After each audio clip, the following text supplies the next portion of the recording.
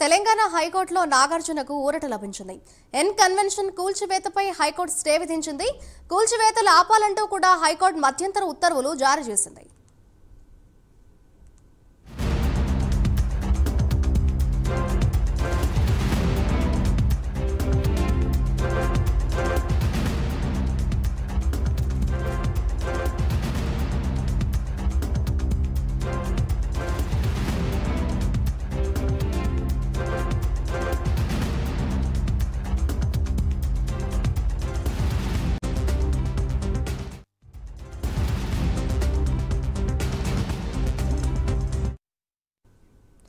N convention కూల్చివేతకు సంబంధించిన breaking news చూస్తున్నాం. దీనికి సంబంధించి తెలంగాణ హైకోర్టులో నాగార్జునకు ఊరట లభించింది. ఎన్ కన్వెన్షన్ కూల్చివేతపై హైకోర్టు స్టే విధించింది. కూల్చివేతలు ఆపాలంటూ కూడా హైకోర్టు మధ్యంతర ఉత్తర్వులు జారీ చేసింది.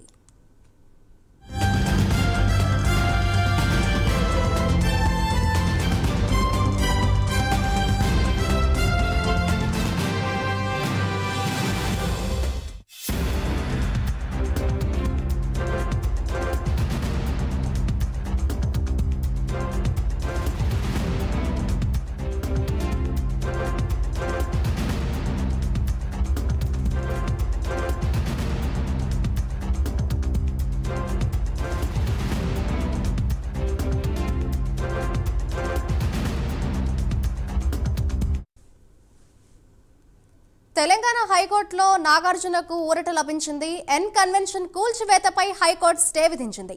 కూల్చివేతలు ఆపాలని హైకోర్టు మధ్యంతర ఉత్తర్వులు జారీ చేసింది.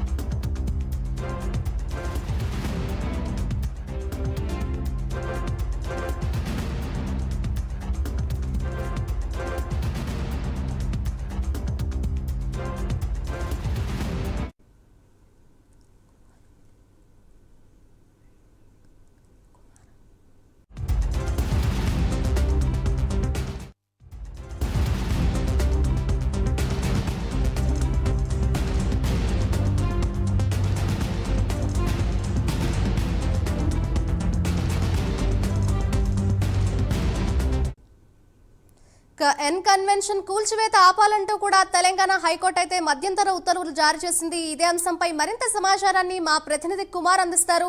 కుమార్, చెప్పండి, మొత్తానికి ఎన్ కన్వెన్షన్ కూల్చివేత ఆపాలంటూ కూడా హైకోర్టు మధ్యంతర ఉత్తర్వులు అయితే జారీ చేసింది. నెక్స్ట్ ప్రొసీడింగ్స్ ఏ విధంగా ఉండే అవకాశం ఉంది అని అనుకోవచ్చుంటారు దీనికి సంబంధించి? Madhuri, thank you. ముఖ్యంగా ఇప్పుడు ఈ రోజు ఉదయం ఎన్ కన్వెన్షన్ కూల్చివేతలపై హీరో నాగార్జున అయితే హైకోర్టును అయితే ఆశ్రయించారు.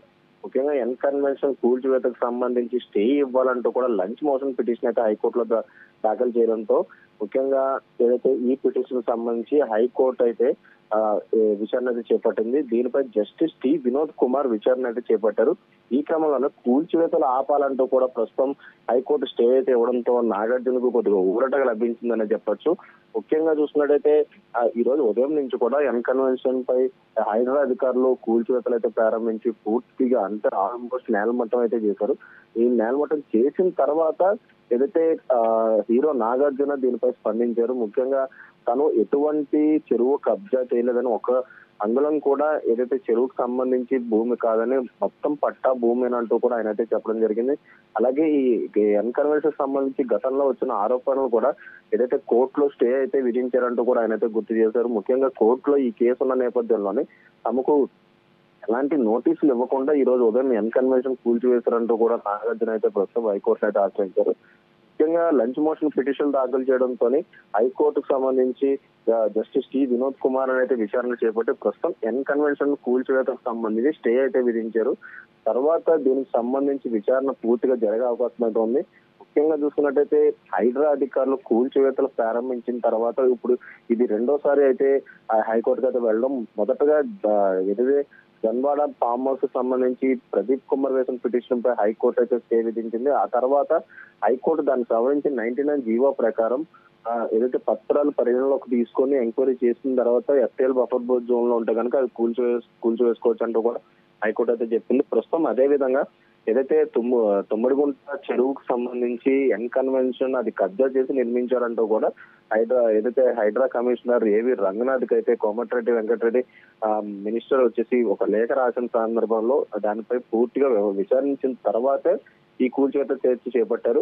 ఈ కూల్చివేత కూడా పూర్తి కావాల్సి వచ్చిన సమయంలోనే హీరో నాగార్జున వచ్చేసి హైకోర్టుకు అయితే ఆశ్రయించడంతో ప్రస్తుతం దీనిపై స్టే అయితే విధించారు. మరలా దీనికి సంబంధించి పూర్తి విచారణ చేపట్టిన తర్వాత దీనిపై పూర్తి అవగాహన వచ్చే అవకాశం అయితే ఉంది. అలాగే మరొక పక్క హీరో నాగార్జున సైతం కూడా ఒకవేళ తను ఈ భూమిని అంటే ఈ ఎన్ కన్వెన్షన్ సంబంధించి ఎఫ్టీఎల్ బఫర్ జోన్ లో ఉంటే ఆ కూల్చివేతకు తను కూడా సహకరిస్తానని చెప్పారు. గతంలో ఏదైతే జన్వాడ ఫామ్ హౌస్ సంబంధించి కేటీఆర్ కూడా ఇదే తరహాలో స్పందించారు.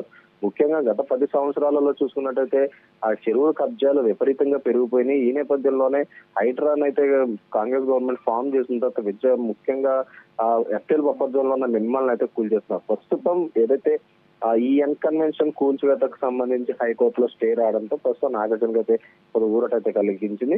మరలా అంటే దీనిపై ఇంకా పూర్తి విచారణ ఇంకా కొనసాగించాల్సిన అవసరం అయితే ఉంది. ఎందుకంటే ఇప్పుడు నాగార్జున తెచ్చుకున్న స్టేక్ సంబంధించి హైడ్రా అధికారులు కూడా దానిపై స్పందన ఇవ్వాల్సిన అవసరం అయితే ఎంతైనా ఉంది. హైకోర్టులోని ఆ హైడ్రా సంబంధించిన లాయర్ వివరణ ఇచ్చిన తర్వాత దానికి సంబంధించి ఇంకా పూర్తిగా ఏదైతే కూల్చేయాలో లేదా ఆపాలనేది అయితే తెలుస్తుంది. ముఖ్యంగా ఆ హైడ్రాకి సంబంధించిన లీగల్ సర్వీసెస్ కి గురించి ఇప్పటికే లాయర్ కూడా గత జన్వాడ ఫామ్ హౌస్ సంబంధించిన హైకోర్టుకి అయితే వివరించారు. ఇదే తరహాలో ఇప్పుడు ఎన్ కన్వెన్షన్ సంబంధించిన ఈ ఇష్యూలో కూడా హైడ్రాకి సంబంధించిన లీగల్ సర్వీసెస్ కూడా పూర్తిగా విచారిస్తారు. ఆ తర్వాత దీనిపై పూర్తిగా ఆర్డర్స్ ఇచ్చే అవకాశం అయితే ఉంది. Right, thank you Kumar.